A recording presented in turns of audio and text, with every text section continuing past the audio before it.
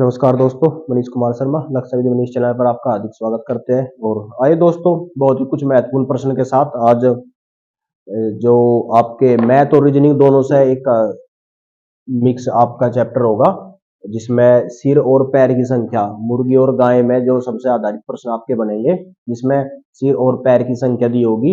ये मैथ और रीजनिंग दोनों से मिलाकर एक ऐसे प्रश्न तैयार किए गए जो कभी कभी आपको मैथ में भी मिलेंगे और कभी कभी आपको ये रीजनिंग में मिलेंगे। तो बहुत ही आसान तरीके से आपको ये समझाया गया। और इस पूरी टाइप में, इस पूरे पार्ट में आपका ये लेक्चर।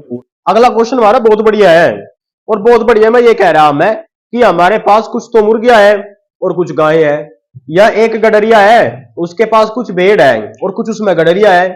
इसका मतलब है कभी भेड़ मिलेगी, भेड़ के साथ गडरिया, कभी चूहे के साथ कबूतर, कभी गाय के साथ आपको गाय के साथ दो पैर वाले, दो पैर गाय के साथ इंसान या उनके रखवाले मिलेंगे। क्या होगा इसमें पूरे प्रश्न में आपको दो तरह के प्राणी मिलेंगे और दो तरह के प्राणी में से किसी के तो पैरों की संख्या ज्यादा होगी, किसी के कम होगी।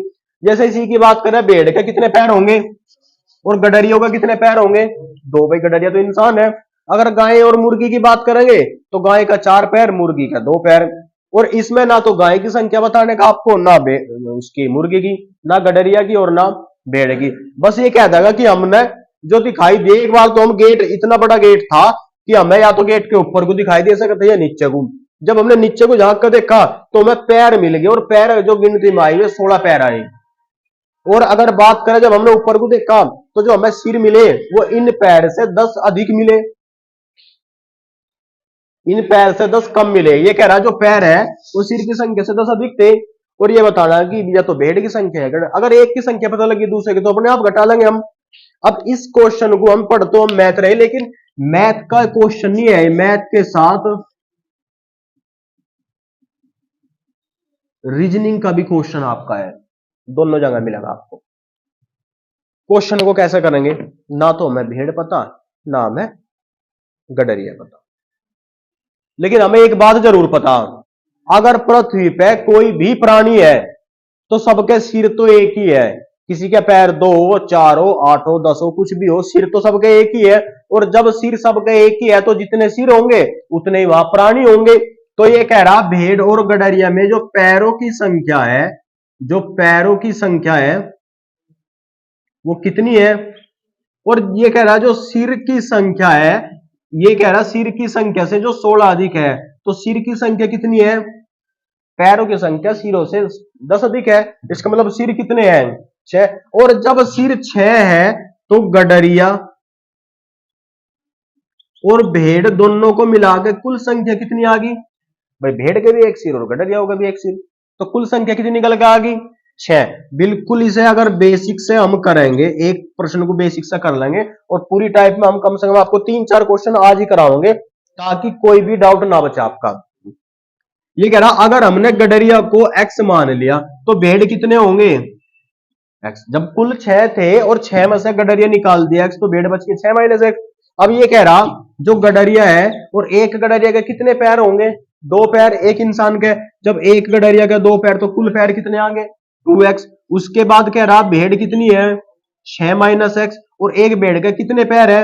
4 पैर है। और अगर दोनों को जोड़ दिया जाए तो सभी के सभी पैर कितने होंगे? 16 पैर होंगे। ये हमारी समीकरण बनेगी। समीकरण से x का मान निकाल लेंगे। कैसे निकाल लेंगे? 2x प्लस 6 चौक 24 माइनस 4x बराबर 16। माइनस 4x में जब 2x घटाएंगे तो क्या बचेगा? 24 माइनस के 2x और बराबर, ये जो 2x माइनस है इन्हें तो इधर लेके चले जाएंगे, प्लस का हो जाएगा। और जो ये 16 प्लस के इन्हें इधर लेकर आ जाएंगे, ये माइनस का। 24 में से 16 गए 8। और जब 2x बराबर ये 8 है तो x बराबर x का मान कितना निकल कर आ गया? 4 निकल कर आ गया। और x क्या लिए थे हमने? x लिए थे हमने गडरिया, तो गडरियों की संख्या कितनी निकल कर आ गई? और जब गडरिया और भेड़ दोनों को मिलाकर 6 थे तो भेड़ कितनी बची हमारी? 2। तो कितनी बच गई भेड़ों की संख्या?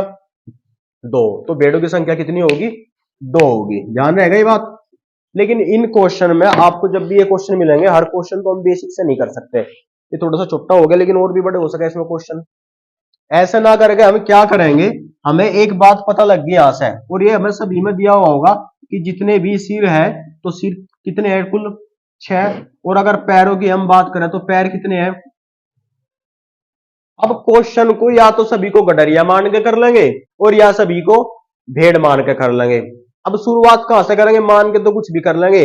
पूछ क्या रखा, भेड़ों की संख्या। अगर भेड़ पूछ रखा तो गडरिया को मान के क्वेश्चन करेंगे, और गडरिया पूछ रखे होते तो भेड़ को कर तो किसी से भी लेंगे, लेकिन डायरेक्ट उसी की संख्या निकल कर होगी।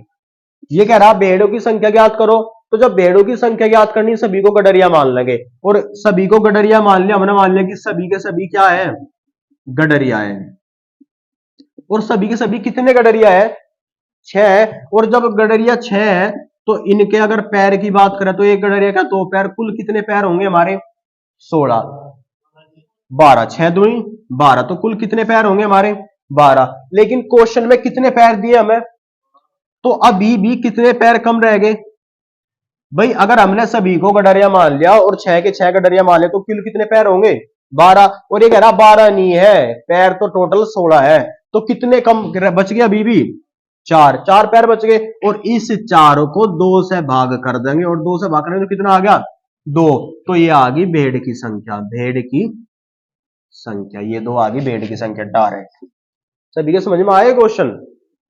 अगर थोड़ा बहुत इसमें अभी भी डाउट है तो बताओ, नहीं तो अगला क्वेश्चन फिर इसी के जैसा, जो भी डाउट थोड़ा बहुत रह गया होगा वो उस क्वेश्चन में हो जाएगा आपका।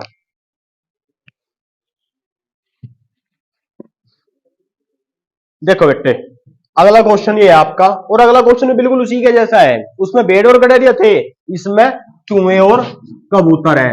कबूतर की अगर बात करें कितने पैर होंगे 2, और चूहे की बात करें पकड़ते तो होंगे चूहे, तो चूहे के कितने पैर होंगे 4 पैर होंगे। क्या हो गया, क्या दिख गया। देखो भाई ये कह रहा है एक चिड़ियाघर में कुछ चूहे और कुछ कबूतर है, ये नहीं पता कितने हैं। और अगर कबूतर की बात करें तो कबूतर के कितने पैर होंगे 2, और चूहे के कितने पैर होंगे 4। ये कह रहा है इनके सिरों की बात करें तो कुल सिर कितने होंगे 90, इसका मतलब दोनों की संख्या 90 है। और पैरों की बात करें तो पैर कितने होंगे 224। एक तो था एक्स मान के कर लेंगे, जब सिरों की संख्या 90 है तो दोनों की संख्या ही 90 होगी टोटल। अब ये कह रहा कि हमें किसकी संख्या बतानी, कबूतर की संख्या। डायरेक्ट कर लगे क्वेश्चन। ये कह रहा कबूतर की संख्या ज्ञात करो, और कबूतर की संख्या अगर हमें ज्ञात करनी तो सभी को क्या मान लेंगे चूहे। और कितने हैं टोटल सिर 90, और एक चूहे के कितने पैर, तो 90 चूहे के कितने पैर 360 पैर। लेकिन पैर हमारे कितने दिए टोटल 224, पैर कितने दिए 224। अब 224 पैर दिए और कुल पैर आ गए हमारे 360, तो घटाने के बाद कितना बचेगा हमारा 136 पैर। अभी भी 136 पैर ज्यादा बच गए हमारे, और 136 बच गए। हमने बताया था जो भी बचेगा उसे 2 से भाग करेंगे, और 2 से भाग करने के लिए 2 6 12 और 2 8 16, तो 68 क्या आ गए हमारे 68 आ गए हमारे कबूतर। सभी क्या आया, क्या समझ में आया बेटे, समझ में ठीक। ये कह रहा एक चिड़ियाघर में चूहे और कबूतर है, यदि सिरों की संख्या 90 और पैरों की संख्या 224 है, और कबूतर की संख्या में बतानी, तो सभी को क्या मान लेंगे, सभी को चूहे मान लेंगे। और जब चूहे मान लिए, एक चूहे के 4 पैर, तो 90 के कितने पैर 360 पैर। और जब 360 पैर हो गए, लेकिन जो पर्सन में थे वे 224 ही थे, तो कितने ज्यादा पैर हो गए 136। और जितने भी पैर ज्यादा या कम बचेंगे उन्हें 2 से भाग कर लेंगे। जब 136 को 2 से भाग करेंगे तो कितना बच गया 68, और ये 68 किसकी संख्या आ गई कबूतर की संख्या। ठीक है, अगले 2 क्वेश्चन और करेंगे बिल्कुल इसी के जैसे।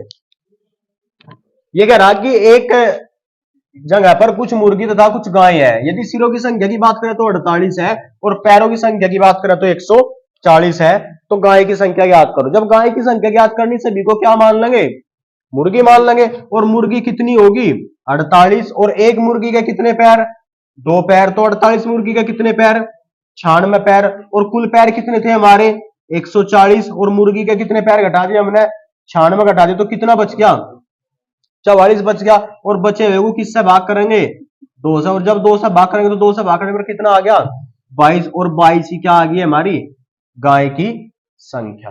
समझ में आ गया। अगला क्वेश्चन और देख लेंगे। ये कह रहा है कि एक जगह पर कुछ घोड़े तथा कुछ आदमी है, यदि सिर की बात करें तो 50 है, और पैरों की बात करें तो 142 है, और घोड़े की संख्या ज्ञात करो। किसकी ज्ञात करनी घोड़े की। अगर घोड़े की संख्या हमें ज्ञात करनी तो सभी को क्या मान लेंगे आदमी। और कितने आदमी होंगे जब सभी को आदमी मान लिया और एक आदमी का कितने पैर, तो दो 50 आदमी का कितने पैर, और ये कह रहा 100 नहीं है कुल पैर, तो कितने हैं 100, तो कितने पैर बच गया बीबी, और 42 को किससे भाग करेंगे, 2 से, और 2 से भाग करने के बाद कितना बचेगा, 21 दूनी 42, तो आंसर कितना आ गया 21। ये ऑप्शन थोड़ा सा मिस्टेक हो गया भाई, ये 21 है, ये 41 है, ये 16 और ये 10, तो कितना आ गया 21। आगे समझ में सभी के भाई, ये क्वेश्चन थे आपके, बताओ क्या थे। बिल्कुल 2 सही, क्योंकि 2 जगह ही हम इन्हें बांट रहे हैं, हर बार 2 से ही भाग करेंगे बचे हुए को, तो 2 से हम भाग कर रहे हैं इसीलिए, क्योंकि 2 जगह पर हम इन्हें बांट रहे, उनमें जो संख्या है वो 2 की है। करिए भाई एक बार बंदा।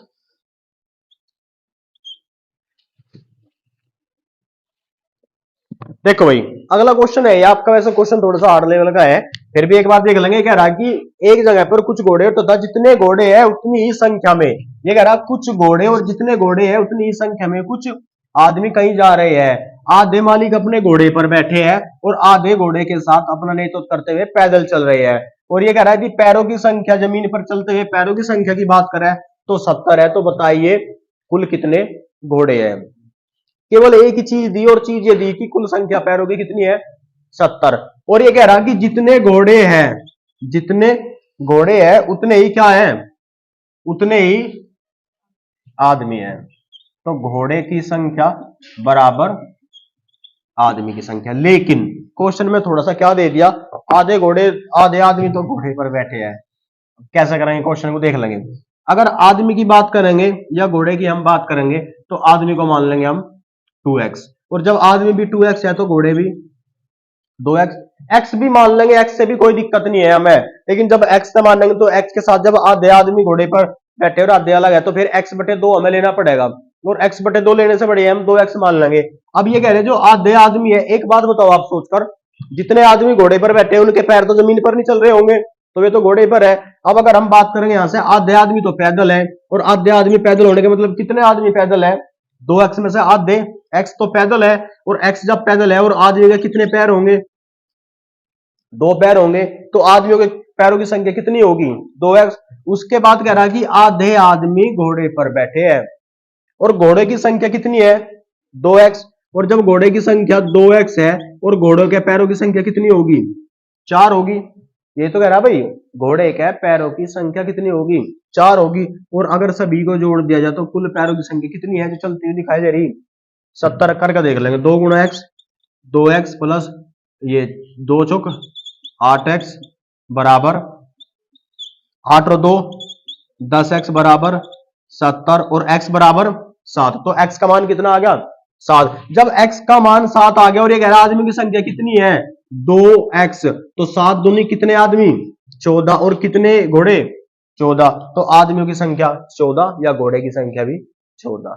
क्वेश्चन आसान था, बस कंफ्यूजन कहां था, कंफ्यूजन यहां था कि आधे आदमी तो घोड़े पर बैठे हैं और आधे पैदल है, और जो घोड़े पर बैठे हैं उनके पैरों की संख्या नहीं काउंट होगी क्योंकि उनके तो पैर जमीन पर है ही नहीं, और जो आदमी पैदल है बस, जब आधे ही आदमी पैदल है तो आदमी कितने पैदल है 2x में से x पैदल है और आदमी के पैरों की संख्या 2, तो कुल कितने पैर है आदमियों के जो जमीन पर चल रहे 2x, और घोड़े तो सारे ही जमीन पर चल रहे, तो कितने घोड़े हैं 2x, और एक घोड़े के कितने पैर 4, तो घोड़े के पैरों की संख्या 8x, 8x और 2x 10x, जमीन पर चलने वाले पैरों की संख्या 10x, और 10x नहीं है क्वेश्चन में दिया गया है कितनी है 70, 10x बराबर 70, तो x बराबर 7, और जब x बराबर 7 आ गया और ये कह रहा आदमी कितने थे, आदमी 2x थे, एक x का मान 7 है तो 2x का मान कितना 14, और ये कह रहा जितने आदमी उतने ही घोड़े हैं, जब 14 आदमी है तो घोड़े भी कितने 14, और यही हमें बताना था। ठीक है भाई, ये आपका मैथ का चैप्टर था। कल जो होगा आपका लेस एमएस है, और शायद अनुपात समानुपात भी हम साथ में ले लें।